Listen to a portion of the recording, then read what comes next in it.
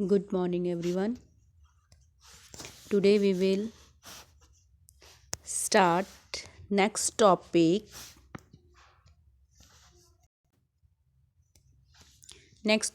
Fiber crops. Okay.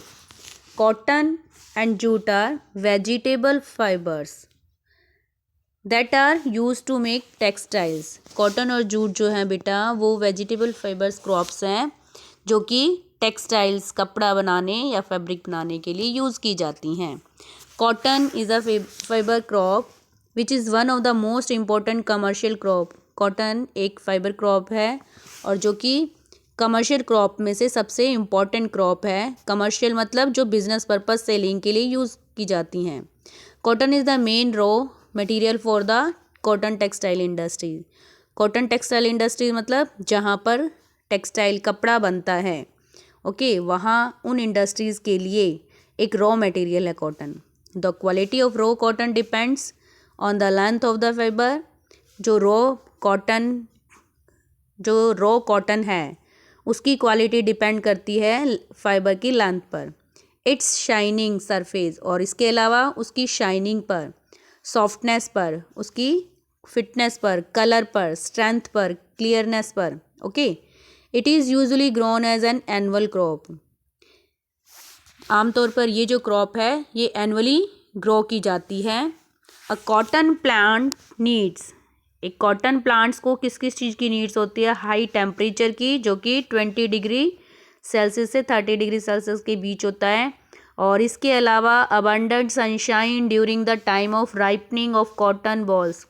Cotton की जब balls तैयार होती हैं, ठीक है, जब पकने के लिए तैयार होती हैं तो उसके लिए बहुत भारी मात्रा में सनशाइन की तेज़ धूप की नीड होती है.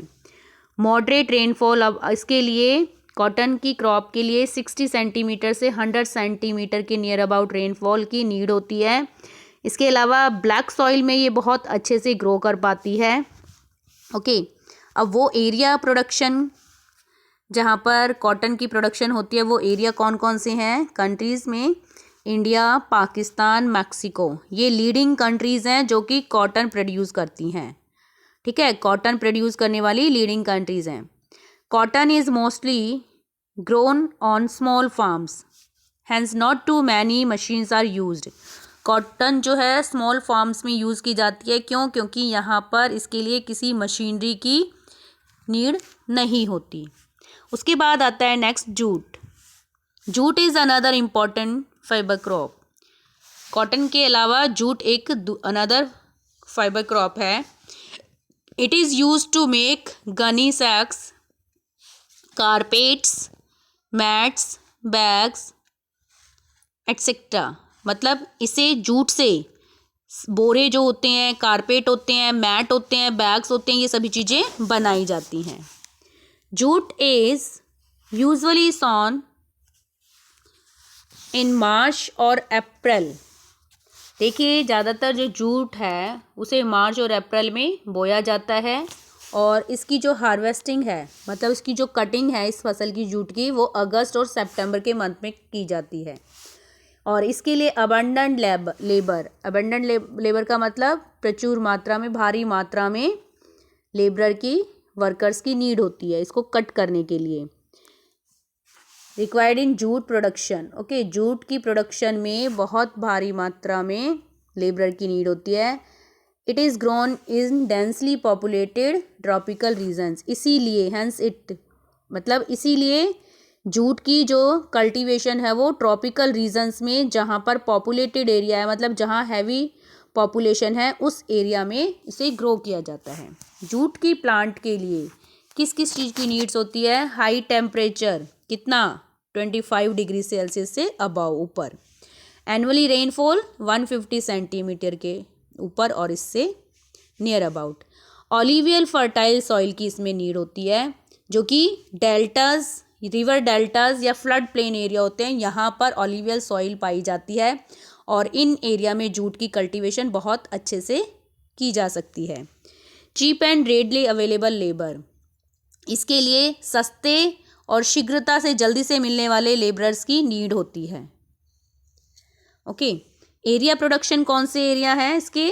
इंडिया है, बांग्लादेश है, ब्राज़ील है, चाइना है, ताइवान, थाईलैंड एंड मलेशिया, ये मेजर जूट प्रोड्यूसिंग कंट्रीज़ हैं। ओके, इनके अलावा बेटा आती है फाइबर क्रॉप्स के अलावा ऑयल सीड्स, तिलहन जिसे कॉल किया जाता है, जिसके लिए हम जिन क्रॉप्स को हम ऑयल गेट करने के लिए यूज़ करते हैं।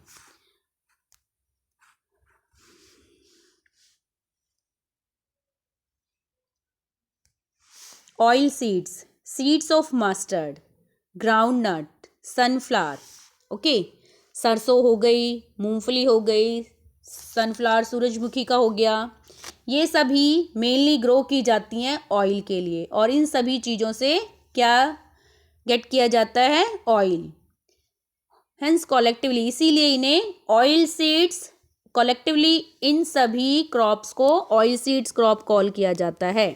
Okay, the vegetable oil used for cooking, vegetable सब्जियों के लिए जो हम ऑयल यूज़ करते हैं, ठीक है, ये वेजिटेबल ऑयल्स इन्हीं से प्राप्त होता है। ये हम कुकिंग के लिए, और एक तो हम इस ऑयल को कुकिंग के लिए यूज़ करते हैं, साथ में पेंट, लुब्रिकेंट्स, टॉयलेटरीज जो आइटम्स हैं उनको मैन्युफैक्चर, उनको बनाने के लिए यूज़ किया जाता है इन ऑयल सीड्स के ऑयल को।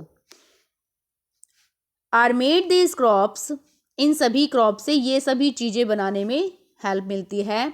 After the oil is extracted, जब ऑयल इन ऑयल सीड्स से जब ऑयल निकाल लिया जाता है तो एक वेस्ट बचता है, the left over of the oil seeds. Oil seed से ऑयल गेट करने के बाद कुछ लेफ्ट ओवर का मतलब जो एक वेस्ट बच जाता है, उसे फोडर और मैन्योर, मतलब एनिमल्स के चारे के लिए और खाद के लिए इन चीज़ों को यूज़ किया जाता है। ठीक है, ऑयल सीड्स के लिए देखो किस चीज़ की नीड होती है? मॉडरेट टेम्परेचर की। मॉडरेट टेम्परेचर कितना? 20 डिग्री सेल्सियस से 25 डिग्री सेल्सियस के near about. Moderate rainfall 50 degree centimetre से 75 सेंटीमीटर तक।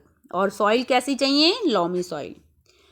कौन से एरिया हैं जहाँ पर ऑयल सीड्स की प्रोडक्शन की जाती है? India, Pakistan, China, Denmark. Okay, ये leading producing oil seeds area हैं। नेक्स्ट आता है इंडस्ट्रियल क्रॉप्स, मीन्स वो क्रॉप्स जिन पर इंडस्ट्रीज टिकी होती हैं, मतलब इन इंडस्ट्रीज में रॉ मटेरियल, मतलब वो वाली क्रॉप जिसके लिए, मतलब जो क्रॉप हम एग्रीकल्चर में ग्रो करते हैं, फार्मिंग जिनकी हम करते हैं और फिर वो इंडस्ट्रीज में जाकर ग्रो करती हैं, उनसे अनदर कोई प्रोडक्ट बनाया जाता है फाइनली। तो वो क्रॉप्स जो इंडस्ट्रीज के लिए रॉ मटेरियल का यूज़ का काम करती हैं, उन क्रॉप्स को इंडस्ट्रियल क्रॉप कहा जाता है। फर्स्ट आती है इनमें rubber. Rubber is produce from the milky fluid like. Rubber क्या है, कैसे बनता है बेटा? एक ट्रीज़ को कट करने के बाद उसमें एक मिल्की, जैसे दूध होता है ना, मिल्क होता है, ऐसा ही एक दूध के जैसा ही एक लिक्विड निकलता है वाइट कलर का। ओके, तो एक वाइट कलर का लिक्विड निकलता है जिसे लेटेक्स कॉल करते हैं। ये और कहाँ से ऑब्टेन किया जाता है? रबर के ट्री से। A cut is made into bark of the rubber tree. Rubber का जो ट्री होता है उसकी बार्क में एक कट डाला जाता है जहाँ से ये लेटेक्स निकलता है। लेटेक्स क्या है? जो दूध के जैसा एक लिक्विड निकलता है। It is then processed in factories. उसके बाद इसे फैक्ट्रीज़ में एक प्रोसेस के थ्रू तैयार किया जाता है और उसे डेवलप कर दिया जाता है रबर शीट्स में। From which various goods. अब आगे चलकर इन रबर शीट से कुछ डिफरेंट गुड्स बनाए जाते हैं, जैसे टायर हो गए, ट्यूब्स हो गए, या अनदर जो रबर से बनने वाले प्रोडक्ट्स हैं, उन सभी की मैन्युफैक्चरिंग की जाती है इंडस्ट्रीज़ में। ठीक है, रबर ट्री नीड्स, रबर की जो ट्री है उसको किस चीज़ की नीड होती है? हॉट और वेट क्लाइमेट की। टेम्परेचर कितना? 30 डिग्री सेल्सियस के नियर अबाउट। और रेनफॉल कितना? 200 सेंटीमीटर्स के above. Lot of manual labour. Manual labour की इसमें बहुत नीड होती है, ठीक है, क्योंकि ट्रीज से जो ये वाइट लिक्विड कलेक्ट करना होता है इसके लिए भी, ठीक है। तो एरिया प्रोडक्शन वाले कौन से हैं, इसकी प्रोडक्शन वाले एरिया कौन से हैं? Rubber is an important crop in tropical Asia, tropical Asia में ये बहुत ज़्यादा ग्रो करती है। थाईलैंड जो होता है बेटा, थाईलैंड कंट्री, वो सबसे लार्जेस्ट प्रोड्यूसर है रबर की वर्ल्ड के अंदर। Rubber trees grow wild in the Amazon rain forest in south America. Rubber trees जो है कहाँ ग्रो करते हैं? जंगलों में। कहाँ के? अमेजोन रेन फॉरेस्ट जो है साउथ अमेरिका का वहाँ। And rubber is also grown in Sri Lanka, East Indies, India, Indonesia, Malaysia और ब्राज़ील। ओके। उसके बाद आता है बेटा major crop producing states in India.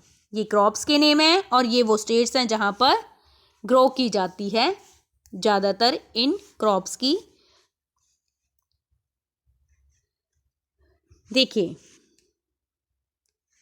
Rice की बात करें तो rice northern Gangetic plain area में, ब्रह्मपुत्रा वैली में, ईस्ट कोस्ट और डेल्टाइक जो प्लेन एरिया है, ठीक है, उस एरिया में राइस कल्टीवेशन की जाती है। वीट की बात करें तो वीट पंजाब, हरियाणा, वेस्टर्न उत्तर प्रदेश, राजस्थान, गुजरात, यहाँ ग्रो किया जाता है।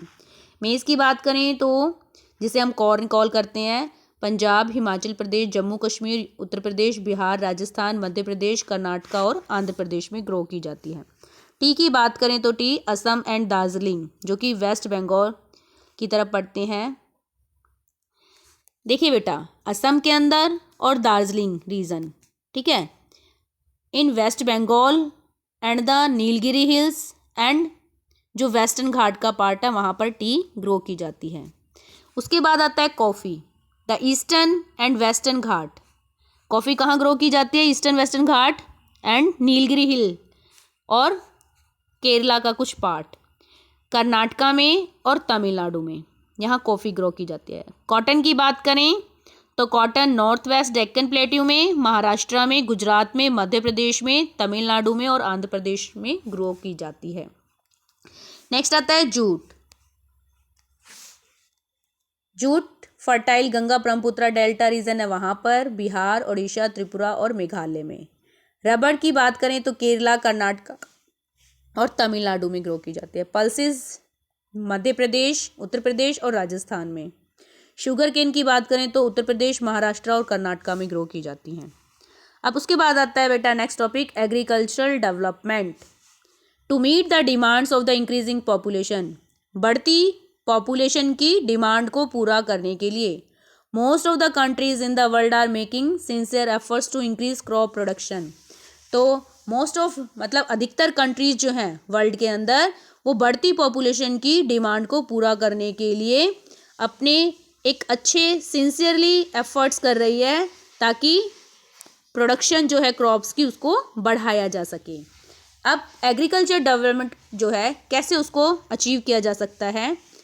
फर्स्टली जो लैंड कल्टीवेशन एरिया है उसको इंक्रीज़ करके। Second, growing more than one crop in a year, साल में एक क्रॉप के अलावा एक से ज़्यादा क्रॉप ग्रो करना, तब भी एग्रीकल्चर डेवलपमेंट हो सकता है। उसके बाद इम्प्रूविंग इरिगेशन फैसिलिटीज़। इरिगेशन का मतलब क्या होता है बेटा? वाटर, जो भी प्लांट्स हैं उन तक वाटर पहुंचाने की, वाटर सप्लाई की जो फैसिलिटी होती है, ठीक है, उस इरिगेशन फैसिलिटीज़ को इम्प्रूव करके। Next, improving soil fertility. Soil fertility मतलब मिट्टी की जो उपजाऊ क्षमता है उसको बढ़ाकर, उसको इम्प्रूव करके, उसको सुधार कर। कैसे? अगर कई बार क्या होता है जब हम सॉइल में एक मतलब कल्टीवेशन क्रॉप्स को ग्रो किए जा रहे हैं लेकिन कोई खाद या फर्टिलाइजर्स वगैरह नहीं डाल रहे हैं तो उसकी फर्टिलिटी कम हो जाती है। तो उस फर्टिलिटी को इम्प्रूव करने के लिए उसमें ऑर्गेनिक जो मैन्योर होता है उसे, या केमिकल फर्टिलाइज़र जो होते हैं कम मात्रा में, केमिकल्स का बहुत कम मात्रा में अगर रिक्वायरमेंट हो तभी यूज़ करना चाहिए, एक्सेस में से यूज़ नहीं करना चाहिए वरना इसके साइड इफ़ेक्ट आते हैं। और ठीक है, तो सॉइल फर्टिलिटी को इम्प्रूव करके भी ग्रो किया जा सकता है। उसके बाद आता है using high yielding variety seeds, HYV seeds जो हैं, ठीक है, इनको यूज़ करके भी हम एग्रीकल्चर डेवलपमेंट अचीव कर सकते हैं। ओके, तो ये था बेटा आपका चैप्टर 19 जिसकी रीडिंग कंप्लीट हुई।